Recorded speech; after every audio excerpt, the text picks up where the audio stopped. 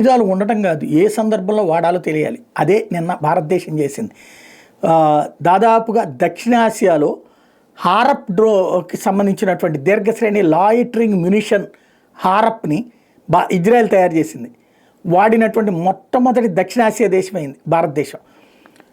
ఏదైతే గురువారం పాకిస్తాన్కి చెందిన ఉపరితలం నుంచి గగనతలంలో లక్ష్యాలను ఛేదించే మధ్యంతర శ్రేణి క్షిపణి వ్యవస్థ HU-16లో భాగంగా ఉన్న LY-80 రాడార్ కేంద్రాలను ఈ డ్రోన్ ధ్వంసం చేసింది.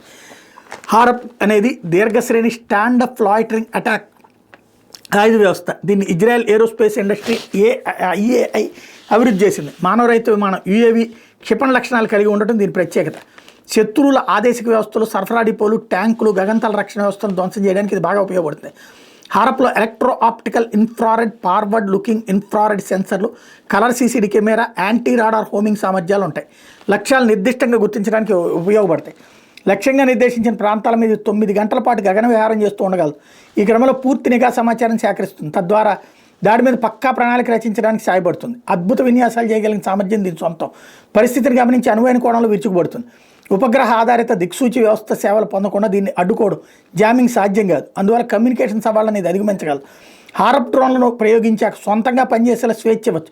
అవసరమైతే రిమోట్ సాయంతో నియంత్రించవచ్చు. అందువల్ల దీన్ని గైడెడ్ క్షిపణిగా కూడా ఉపయోగించవచ్చు. కావాలనుకుంటే చివరి నిమిషంలో దాడిని విరమించుకునే వెసులుబాటు కూడా ఉంది. హారప్ను సులువుగా భిన్న వాతావరణం భూభాగాల నుంచి ప్రయోగించవచ్చు. సీల్ చేసినటువంటి ప్రత్యేక కంటైనర్లు, డ్రోన్లను, ట్రక్కులు, యుద్ధ నౌకల నుంచి వీటిని నింగిలోకి పంపచ్చు. లక్ష్యాన్ని పేల్చకుంటే అది స్థావరానికి తిరిగి వస్తుంది. శత్రు రాడాలకు అంత సులువుగా దొరకని రీతిలో స్టెల్త్ పరిజ్ఞానం దీన్ని రూపొందించారు. యాంటీ రేడియేషన్ సామర్థ్యం కూడా దీనికి ఉంది. యుద్ధంలో తొలుత శత్రువులు గగనతల రక్షణ వ్యవస్థను ధ్వంసం చేయడానికి అది ఉపయోగపడుతుంది. ఉపరితలం నుంచి గగనతలంలో లక్ష్యాన్ని ఛేదించడానికి వాడే క్షిపణులు, రాడాలను తప్పించుకునే సామర్థ్యం దీనికి ఉండటమే కారణం.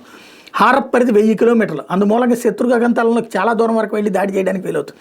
రాత్రి పగలనే తేడా లేకుండా అన్ని రకాల వాతావరణ పరిస్థితులు అద్భుతంగా పనిచేస్తుంది. శత్రు గగనతల రక్షణ వ్యవస్థను నాశనం చేయడానికి చౌకైన వ్యవస్థను రూపొందించే లక్ష్యంలో 1980లో ఇజ్రాయెల్ హార్స్ ప్రాజెక్టుని చేపట్టింది. ఇందులో క్రూయిజ్ క్షిపణులు, మానవరహిత విమానాల్లోని అంశాలు కూడా కలగలిపింది. 2016లో ఆర్మేనియాకి చెందిన ఒక సైనిక వాహన శ్రేణి మీద అజర్బైజాన్ హారప్లను ప్రయోగించింది. యుద్ధరంగంలో ఈ ఆయుధాన్ని వాడడం అదే మొదటిసారి.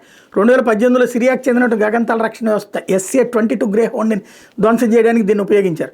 2009లో భారత్ $10 కోట్ల 10 హారస్ డ్రోన్ల కొనుగోలుకి ఇజ్రాయెల్తో ఒప్పందం కుదుర్చుకుంది. భారత వాయుసేనలో ఇవి తొలి పోరాట UAVలు. 2019లో మరో 54 హారప్లను భారత్ సమీకరించింది.